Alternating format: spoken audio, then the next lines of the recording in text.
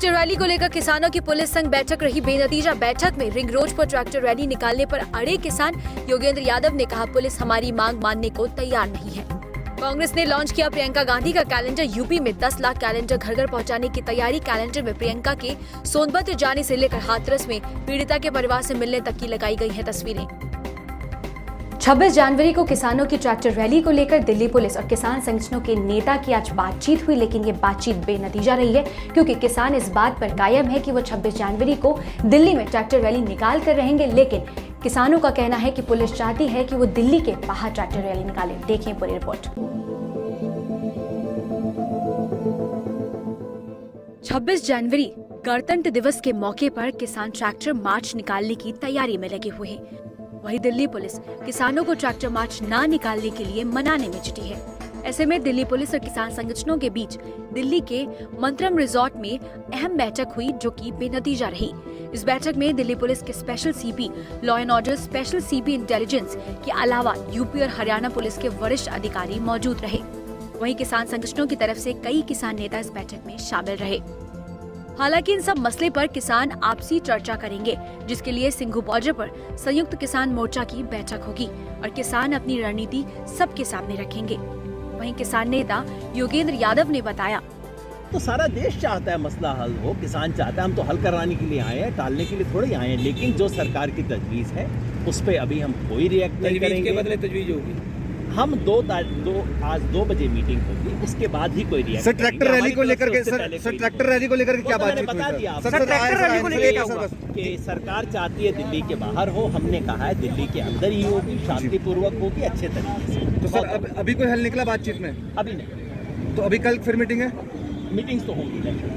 धन्यवाद। किसान ring road पर परेड करने के लिए अड़े हैं। वहीं दिल्ली पुलिस हमारी मांग को मानने के लिए तैयार नहीं है। ये रैली शांतिपूर्ण तरह से होगी। गण के उत्सव की प्रतिष्ठा बरकरार रहेगी।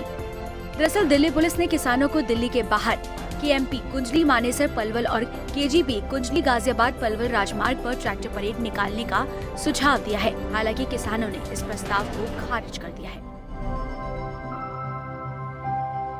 दिल्ली पुलिस और किसान नेताओं के बीच आज तीसरे दौर की बैठक हुई। ये बैठक गणतंत्र दिवस पर जो ट्रैक्टर मार्च निकाला जाएगा उस पर आधारित रही। हालांकि ये बैठक पूरी तरीके से बेनतीजा रही, क्योंकि दिल्ली पुलिस का कहना है कि किसान संगठनों से साफ किया है कि आप ये जो ट्रैक्टर मार्च निकाल रहे हैं इसको आप दिल्ली बॉर्डर के बाहर हम आपको एक मार्ग दे देते हैं जहां पर ये मार्च जो है आप निकाल सकते हैं। लेकिन किसान संगठन इस बात पर अड़े रहे कि हम रिंग रोड पर यानी दिल्ली बॉर्डर के अंदर आकर ये मार्च निकालेंगे और ये पूरी तरीके से शांतिपूर्ण रहेगा। हालांकि ये पूरी तरीके से बेनतीजा रही बैठक और जल्द ही एक बैठक फिर से की जाएगी। उत्तर प्रदेश में 2022 में चुनाव होने हैं, लेकिन अभी से ही राजनीतिक पार्टियों ने अपनी कमर कस ली है। इसी कड़ी में कांग्रेस ने उत्तर प्रदेश के हर गांव और हर शहर तक प्रियंका कैलेंडर पहुंचाने की कवायद शुरू कर दी है। जी हां, आपने सही सुना है। उत्तर प्रदेश के हर गांव और हर शहर में करीबन 10 लाख कैलेंडर्स कांग्रेस पहुंचा रही है और आने वाले चुनाव की तैयारियां लग रही हैं अभी से ही तेज कर दी गई हैं। देखें पूरी रिपोर्ट। उत्तर प्रदेश में साल 2022 में विधानसभा चुनाव होने वाले हैं, लेकिन कई राजनीतिक दलों ने अभी से अपनी तैयारियां शुरू कर दी हैं। कांग्रेस में हर गांव और शहर के लोगों तक कांग्रेस पार्टी के विचार को पहुंचाने के लिए अब प्रियंका गांधी का कैलेंडर बनाया गया है। इसे यूपी के गांव और शहरों में बांटा जा रहा है। कैलेंडर में यूपी के प्रभारी राष्ट्रीय महासचिव प्रियंका गांधी के जनसंपर्कों और विभिन्न आंदोलन में शामिल होने की तस्वीरें हैं।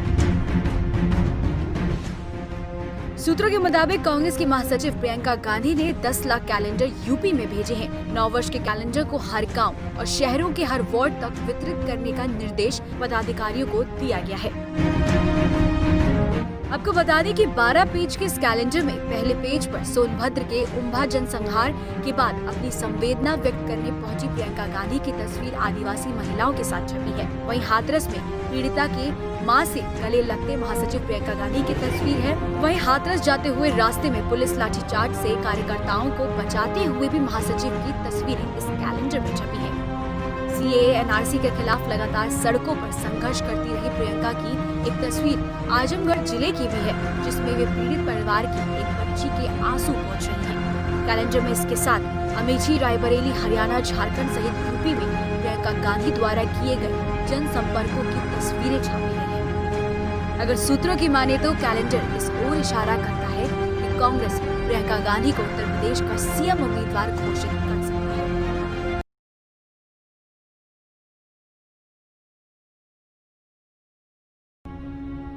दिल्ली के कालकाजी में एक ज्वेलरी शोरूम में करोड़ों की चोरी हो गई, लेकिन खास बात यह है कि ये जो चोर था ये पीपीई किट पहनकर आया था। ये पूरी वारदात सीसीटीवी फुटेज में कैद हो गई है। दरअसल चोर ने पीपीई किट पहनी हुई थी और उसने रस्से के सहारे एक इमारत से इस दुकान की छत पर कूदा और फिर दुकान के अंदर घुसकर चोरी की। देखें पूरी रिपोर्ट और जाने क्या है पूरा मामला। देश की राजधानी दिल्ली के कालकाजी इलाके में चोर ने चोरी करने का नया तरीका अपनाया है। दरअसल इलेक्ट्रिशियन शेख नूर रहमान ने चोरी की बड़ी वारदात को अंजाम दिया। कालकाजी मार्केट में एक बड़े ज्वेलरी शोरूम से भारी मात्रा में चोर गहनों पर हाथ साफ कर रफू चक्कर हो गए। चोरी की ज्वेलरी की कीमत 20 करोड़ रुपए बताई जा रही है। पुलिस ने इस मामले में एक शख्स को गिरफ्तार किया है। वारदात को अंजाम देने आए एक चोर अपने चेहरे और शरीर को पूरी तरह से ढका हुआ है ताकि कैमरों में उसका चेहरा न आ सके। घटना की सूचना मिलने के बाद मौके पर पहुंची पुलिस पूरे मामले की जांच में जुटी तो चोर को गिरफ्तार कर लिया गया। चोर के पास से पेचकस 23,000 कैश, टॉर्च, रस्सा और पीपीई किट बरामद किया गया है। अजिंक्य रहाणे की अगुवाई में ऑस्ट्रेलिया में ऐतिहासिक जीत दर्ज करने के बाद अब टीम इंडिया भारत वापस लौट आई है। तो जब टीम इंडिया भारत लौटी तो इनका जमकर भव्य स्वागत किया गया। अजिंक्य रहाणे अपनी बेटी और अपनी पत्नी के साथ दिखाई दिए और अजिंक्य रहाणे का ढोल नगाड़े के साथ स्वागत किया गया है। देखें पूरी रिपोर्ट।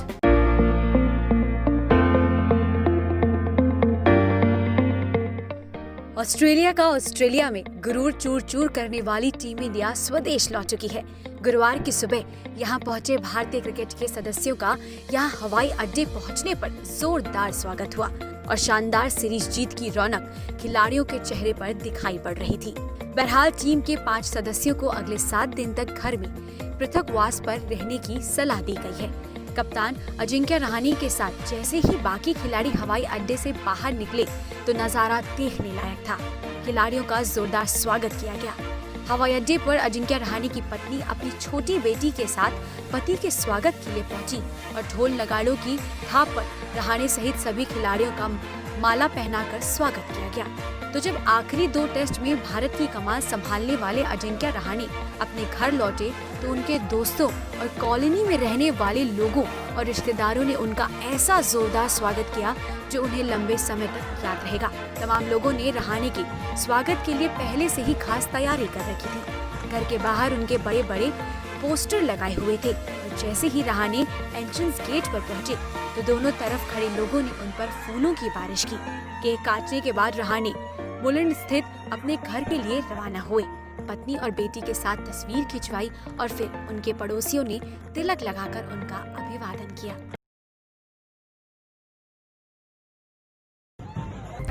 एक और पूरे देश में कोरोना वैक्सीनेशन की जा रही है तो वहीं दूसरी ओर हमने देखा कि भारत में कोरोना के दैनिक आंकड़े कम होते जा रहे हैं। देश में पिछले 24 घंटे में 15,000 से ज्यादा नए मामले सामने आए और इसी दौरान 151 लोगों की मौत भी हुई है। लेकिन राहत की बात यह है कि जो रिकवरी रेट है भारत में वो 96% से ऊपर है। देखिए पूरी रिपोर्ट और जाने क्या है कोरोना का हाल भारत में।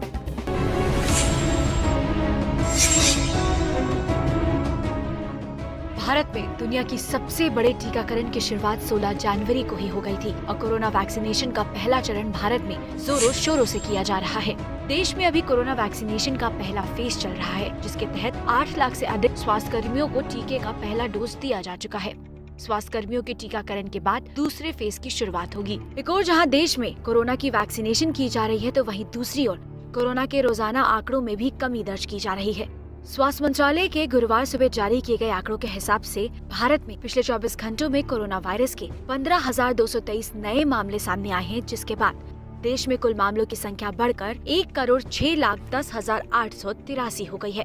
आंकड़ों के मुताबिक देश में 24 घंटों में 151 मरीजों की मौत कोविड-19 की वजह से हुई, जिसके बाद मरने वालों की कुल संख्या 1,52,869 हो गई है। वहीं 1,02,65,706 लोग अब तक इस बीमारी से ठीक हो गए हैं। देश में फिलहाल सक्रिय मरीजों की संख्या 2 लाख से कम 1,92,308 है। देश में रिकवरी रेट 96.70% है, जबकि मृत्यु दर 1.44% है। अभी तक देश में 8,06,484 लोगों को कोविड-19 निरोधक टीका लगाया जा चुका है। बुधवार को 1,31,649 लोगों को टीका लगाया गया।